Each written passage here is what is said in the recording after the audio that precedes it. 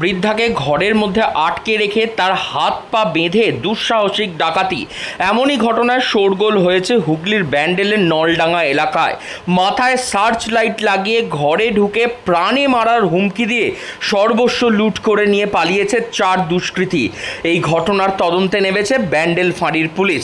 স্থানীয় সূত্রে খবর, নলডাঙ্গার বাসিন্দা রেনু পাল, বছর 68। তার বাড়ির 2 মেয়ে অদিতি বন্দ্যোপাধ্যায় থাকেন ওলাইচণ্ডীতলায়, ছোট মেয়ে থাকেন মুম্বাইতে। মাস 2 আগে ছোট মেয়ের বাড়িতে ছিলেন বৃদ্ধা। সেই সময় বাড়ি বন্ধই ছিল। গত সোমবার নিজের বাড়িতে ফেরেন তিনি।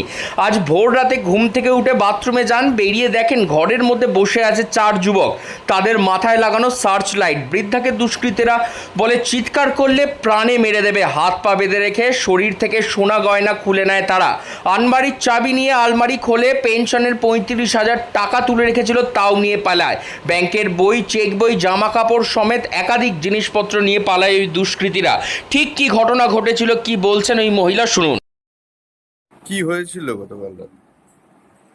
হয়েছিল কালকে রাত্রিবেলা 3টের আগে, মানে ওরা ঢুকেছে, আমি জানি না। আমি বাথরুম গেছি, বাথরুম থেকে এসে দেখছি 4 জন বসে আছে। মাথায় লাইট জ্বালানো, আমার তো ঘরে লাইট জ্বালানো নেই। তারপরে একজন আমার কাছে বসলো, রান্না ফান্নাগুলো সব বন্ধ করে দিল, দিয়ে আমার আগে আমার যা যা ছিল শরীরে সেগুলো তুলে নিল, নিয়ে তারপর চাবি দিয়ে আমি এখানে আছে খুঁজে নাও, কোথায় বেরো না, পরে খুঁজে নিয়ে আলমারির সব তছনছ করে সব এক প্যাটরা সব বাড়িতে রেখেছে। এই করে যা যা পেয়েছে, কি যে পেয়েছে বলতে পারবো না। নিয়ে আমি টাকা ছিল, পেনশন করেছিল। সোনার গয়না কি কি নিয়ে গেল পুলিশ? সোনার গয়না হাতে চুড়ি ছিল, গলায় এই আংটি, তারপরে কানে দুল। কোন রকম আঘাত করেছে কিছু? না, আকাশটা করতে দিইনি। আমি নিয়ে দাঁড়াতে নিয়ে আমাকে আমি বলতে একটা মেয়ে ঘরে বাইরে থাকে, কাঁদবে।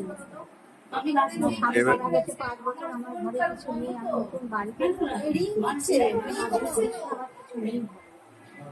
ওই বৃদ্ধাকে বেঁধে রেখে প্রায় 45 মিনিট ধরে চলে ঘরের মধ্যে এই তাণ্ডব ক্রিয়া।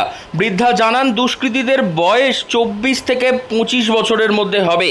নেশা করেছিলেন তারা প্রত্যেকেই। একজনে তো এতই নেশা করেছিলেন যে ঘরের মধ্যে চুরি করতে এসে ঘুমিয়ে পড়েছিল।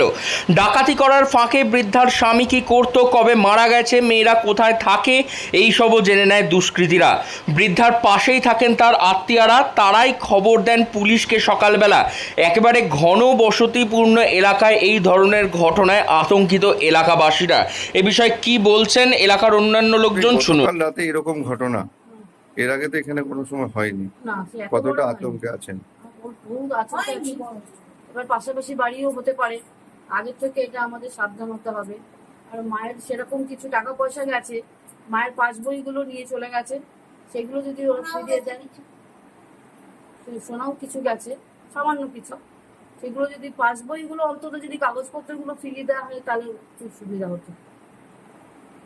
উনি একা একা বাড়িতে থাকেন? হ্যাঁ, উনি একাই থাকেন। তো দুশ্চিন্তার ব্যাপার চিন্তার ব্যাপার রয়েই যাচ্ছে। প্রশাসনের কাছে কি? প্রশাসন যদি আমাদের সাহায্য করে এটা ভালো হয়, তাহলে আমি ওদের উপর কি থাকবো। এলাকা জুড়ে খুবই আতঙ্কের। হ্যাঁ, এলাকা জুড়ে খুবই আতঙ্কের পরিবেশ তৈরি হয়ে গেছে। কি নাম? আমার নাম অদিতি ব্যানার্জি, আমার মা। কোদালিয়া 2 গ্রাম পঞ্চায়েতের স্থানীয় পঞ্চায়েত সদস্য শুভঙ্কর রাহা তিনি জানান, বড় রাস্তাগুলিতে পুলিশ টহল দেয়, কিন্তু ভিতরের রাস্তাগুলিতে পুলিশকে আসতে দেখা যায় না। এর আগে পুরনো কোদালিয়াতে এ ধরনের একটি ঘটনা ঘটেছিল, তবে নলডাঙ্গায় এই প্রথম। দুষ্কৃতীদের ধরুক পুলিশ, টহল বাড়ুক, এমনটাই চাইছেন। হুগলি থেকে রাহি হালদার, লোকাল 18 বাংলা।